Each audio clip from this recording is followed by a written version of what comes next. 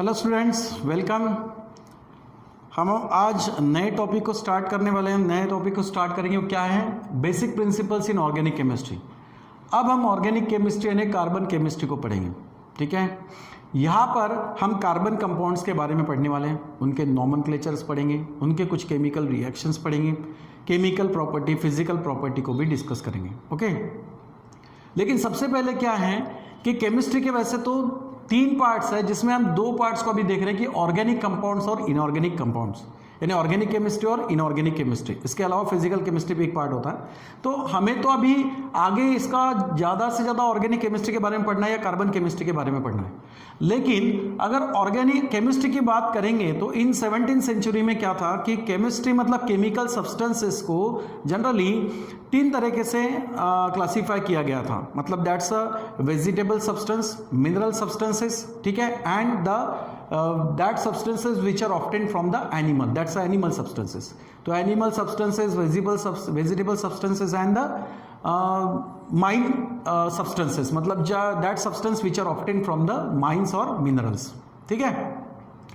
ये 3 तरीके से सबसे पहले ऑर्गेनिक कंपाउंड्स को पाया गया था, कुछ वेजिटेबल्स में, कुछ एनिमल्स में, ठीक है, या प्लांट में, और एक है माइन में, मतलब अर्थ में, ठीक है, अर्थ क्रस्ट में। तो ऑर्गेनिक कंपाउंड्स यानी क्या होता है? ऑर्गेनिक कंपाउंड्स का जैसे शुरुआत अगर देखा जाए तो शुरुआत में बोला गया कि that compounds which are obtained from the living organisms that is called as the organic compound, okay. लेकिन सबसे पहले क्या था कि 19th सेंचुरी में बर्जेलियस ने क्या हाइपोथेसिस रखा था? उसका कहना था कि ऑर्गेनिक कंपाउंड्स लिविंग ऑर्गेनिज्म से बनता है, बाकी नॉन लिविंग ऑर्गेनिज्म से या फिर लेबोरेटरी में हम उसको नहीं बना सकते, ये बर्जेलियस ने कहा था, ओके। बट 20th सेंचुरी में ओलर ने सबसे पहले लेबोरेटरी में यूरिया बनाया था, ओके। अमोनिया, साइनिक एसिड को यूज करके यूरिया को सबसे पहले लेबोरेटरी में प्रिपेयर किया था। किसने? ओलर ने। तो फिर ये कहना ठीक नहीं होगा कि भाई ऑर्गेनिक कंपाउंड्स मतलब वो कि जो लिविंग सब्सटेंस से ही मिलेंगे। सबसे पहले ऑर्गेनिक कंपाउंड्स यानी सोर्स क्या है इसका? मेन सोर्स तो है प्लांट एंड एनिमल, ठीक है, प्लांट एंड एनिमल, ये इसका मेन सोर्स है। ज़्यादातर इसी से मिलेंगे प्लांट और एनिमल में, लेकिन इसके अलावा भी आज की बात करेंगे तो लेबोरेटरी में भी बनाया जाता है। बट तो इसका मॉडर्न डेफिनेशन से हम कह सकते हैं कि ऑर्गेनिक कंपाउंड्स मतलब that compounds in which carbon and hydrogen are the main element, main constituent, ये मेन एलिमेंट होंगे, ठीक है, लेकिन इनके साथ में along with other elements also, ठीक है, along with other element, that means oxygen, nitrogen, ठीक है, या हैलोजन्स एक्सेट्रा, ये भी उसके साथ हो सकता है।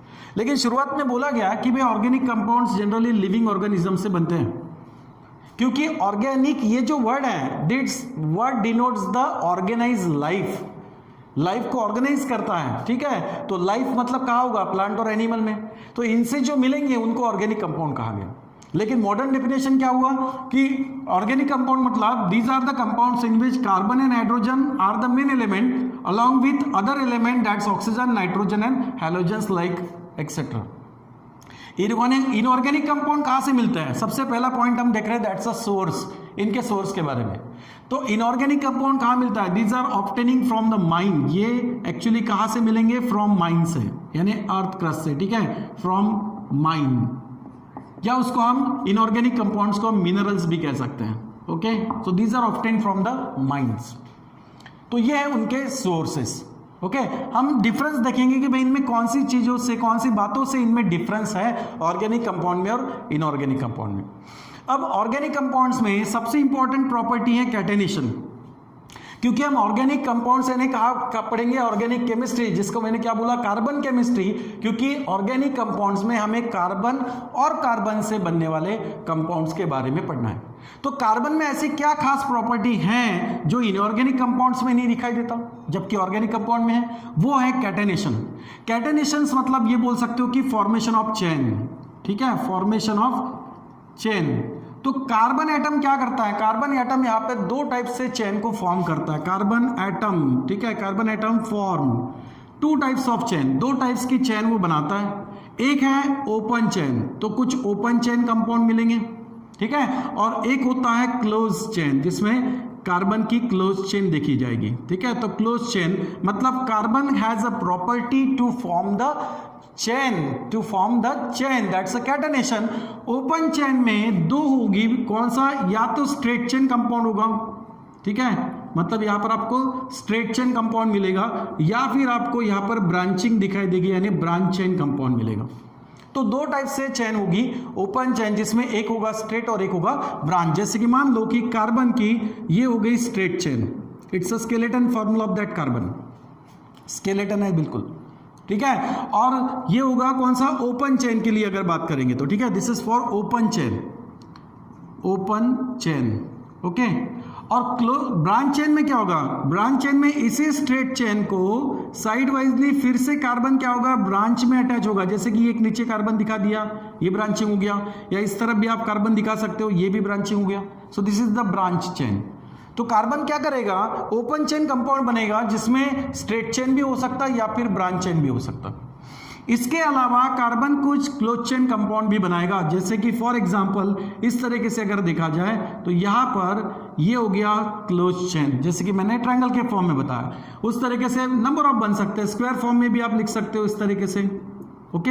यहां पर भी इस तरीके से ये हो जाएगा क्लोज चेन कंपाउंड। तो कार्बन में प्रॉपर्टी होती है कि वो कैटेनेशन शो करता है, फॉर्मेशन ऑफ चेन को फॉर्म करता है, लॉन्गेस्ट चेन को फॉर्म कर लेता है, ठीक है। इंपॉर्टेंटली के बाद ध्यान रखना है, लॉन्गेस्ट चेन फॉर्म करेगा, जबकि इनऑर्गेनिक कंपाउंड्स में कैटेनेशन नहीं दिखाई देता, नो कैटेनेशन।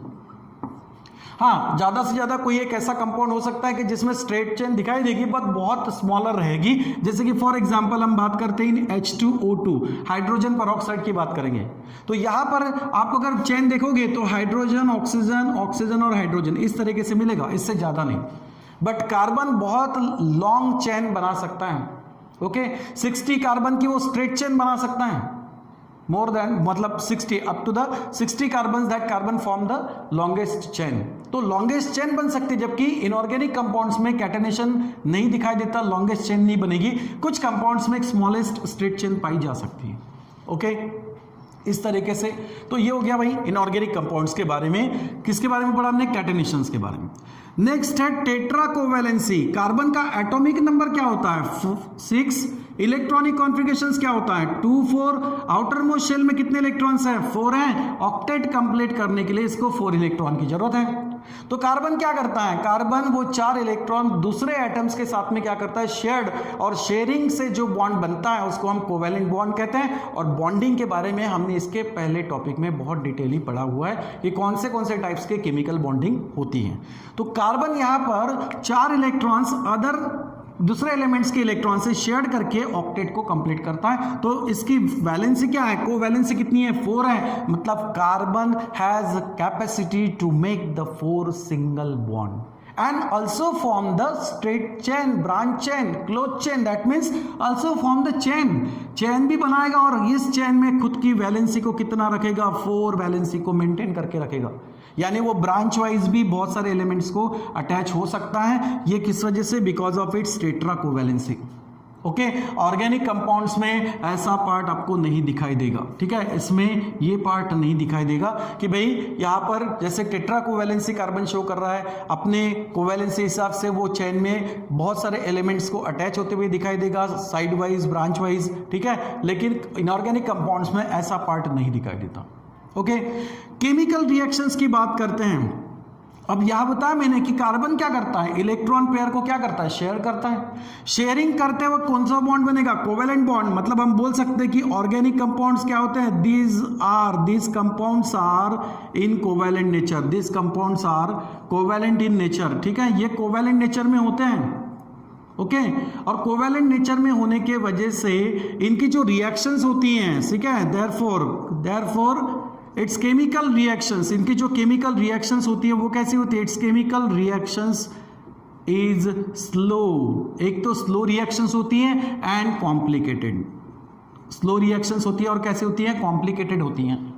कुछ तो केमिकल रिएक्शंस में हमें बहुत मैकेनिज्म को पढ़ना पड़ता, मतलब मैकेनिज्म को डिटेल पढ़ना पड़ता है, तब समझ में आता है कि वो रिएक्शंस एक्चुअली किस तरीके से हो रही है। तो स्लो रिएक्शंस होती हैं, कॉम्प्लिकेटेड हो सकती हैं, ठीक है, किसमें, इनऑर्गेनिक कंपाउंड्स के केस में। बट ऑर्गेनिक कंपाउंड्स के केस में। बस इनऑर्गेनिक कंपाउंड में क्या होता है, दीज कंपाउंड्स आर, ये जो कंपाउंड्स होते हैं ये कैसे होते हैं, these compounds, these are the ionic compound, ये जो होते हैं ये आयनिक कंपाउंड होते हैं, आयनिक बॉन्ड इनमें होता है। इसलिए क्या होता है कि ऑर्गेनिक कंपाउंड जो मिनरल्स मिलते हैं that's are the mostly ionise, इनका आयोनाइजेशन बहुत अच्छे से होता है। So these are the ionic compound and that's why, उसके वजह से क्या होगा, इट्स केमिकल रिएक्शन, उनकी जो केमिकल रिएक्शंस होगी वो केमिकल रिएक्शंस कैसे होगी, फास्ट होगी, because these inorganic compounds are ionic in nature, ionise very fast and that's why it's chemical reactions also fast. तो केमिकल रिएक्शंस क्या होती हैं, फास्ट होती हैं, जबकि ऑर्गेनिक कंपाउंड्स में chemical reactions mostly slow and complicated form में होती हैं। ठीक है, मेल्टिंग पॉइंट और बॉइलिंग पॉइंट्स की बात करते हैं तो यहां पर मेल्टिंग पॉइंट और बॉइलिंग पॉइंट डिपेंड करता है volatile and non volatile nature. अब वोलाटाइल क्या होता है, ऑर्गेनिक कंपाउंड जो होते हैं दीज आर जनरली वोलाटाइल, ठीक है, these are generally volatile. Volatile का मतलब होता है कि दैट्स आर डिजॉल्व्ड, ठीक है, डिजॉल्व होंगे और हाईली वेपराइज भी होंगे, बहुत अच्छे से डिजॉल्व भी होंगे और हाईली वेपराइज भी होंगे। लेकिन डिजॉल्व कहाँ होंगे, केमिस्ट्री में क्या फिनोमिना है, लाइक डिजॉल्व लाइक, ठीक है। तो ये कैसा है, actually this compounds are covalent in nature, तो वो ऐसे सॉल्वेंट में डिजॉल्व होंगे जिनमें भी कोवैलेंट नेचर होना चाहिए। तो these are generally volatile, volatile होते हैं, हाईली वेपराइज हो सकते हैं, डिजॉल्व हो सकते हैं अच्छे से, उसके वजह से इनका मेल्टिंग पॉइंट क्या होता है, these are generally volatile and its melting point and boiling points are low. इनका मेल्टिंग पॉइंट और बॉइलिंग पॉइंट जो होता है ये कंपैरेटिवली क्या दिखाई देता है, लो। लेकिन इनऑर्गेनिक कंपाउंड्स की बात करते हैं तो दीज कंपाउंड्स आर, ये जो कंपाउंड है ये कैसे मिलते हैं, नॉन वोलाटाइल, नॉन वोलाटाइल हैं, ठीक है, बहुत अच्छे से डिजॉल्व नहीं होंगे, ठीक है। तो ऐसे केस में क्या होगा, या जिनका वेपर प्रेशर, वेपराइज होते वक्त उनका जो वेपर प्रेशर होगा वो बहुत कम होता है, दैट्स अ नॉन वोलाटाइल। तो ऐसे सब्सटेंस का मेल्टिंग पॉइंट और बॉइलिंग पॉइंट क्या होता है, हाई होता है। तो melting point and boiling point is high. Okay, अब सोल्यूबिलिटी की बात करते हैं कि भाई ये सोल्यूबल कहाँ होगा। एक्चुअली ऑर्गेनिक कंपाउंड्स जो हैं, ओके, ऑर्गेनिक कंपाउंड्स की बात करेंगे तो मैंने अभी कहा कि ऑर्गेनिक कंपाउंड्स कहाँ डिसॉल्व होगा, organic compounds dissolve, organic compounds dissolve बोल सकते हो या फिर सोल्यूबल बोल सकते हो, soluble in organic solvent. Organic solvent में ये डिसॉल्व होते हैं, लाइक डिसॉल्व लाइक, जैसे को तैसा। ऑर्गेनिक कंपाउंड्स डिसॉल्व और सोल्यूबल इन ऑर्गेनिक सॉल्वेंट, ठीक है, but insoluble in water, but insoluble in water. Water में बहुत रेयरली सोल्यूबल होंगे या नहीं भी होंगे, ठीक है। जबकि इनऑर्गेनिक कंपाउंड्स की बात करते हो तो इसका उल्टा होगा, क्या होगा, इनऑर्गेनिक कंपाउंड्स, इनऑर्गेनिक कंपाउंड्स, ठीक है, are insoluble, are insoluble in organic solvent. Organic solvent में ये सोल्यूबल होंगे क्या, नहीं होंगे। Okay, these are not soluble in the organic solvent, जबकि ये जो है ये ऑर्गेनिक कंपाउंड्स ऑर्गेनिक सॉल्वेंट में क्या होंगे, डिसॉल्व होंगे। ऑर्गेनिक सॉल्वेंट यानी बेंजीन हो सकता है, अल्कोहल हो सकता है, फिनॉल हो सकता है, कार्बन टेट्राक्लोराइड हो सकता है, कार्बन डाइसल्फाइड हो सकता है। ऐसे कंपाउंड्स में ये ऑर्गेनिक कंपाउंड्स क्या होगा, वहाँ पे डिसॉल्व होगा। Organic compounds are dissolved in organic solvent, ठीक है, and insoluble in water, but inorganic compounds are not और इनसोल्यूबल इन ऑर्गेनिक सॉल्वेंट। तो ये लाइक डिसॉल्व लाइक वाला फिनोमिना यहां पर है, ठीक है। सो ये डिफरेंसेस हैं ऑर्गेनिक कंपाउंड्स और इनऑर्गेनिक कंपाउंड्स में। हमें तो अभी आगे जो पढ़ना है वो कार्बन केमिस्ट्री यानी ऑर्गेनिक केमिस्ट्री के बारे में ही पढ़ना है, यानी कार्बन कंपाउंड्स के बारे में ही पढ़ना है कि कार्बन के कौन कौन से कंपाउंड्स होंगे, उनकी केमिकल रिएक्शंस होते वक्त कौन कौन से नए कंपाउंड्स हमें मिलेंगे, ठीक है, उनके नाम क्या होंगे, यानी साथ में हमें नॉमेनक्लेचर भी पढ़ना है, ठीक है।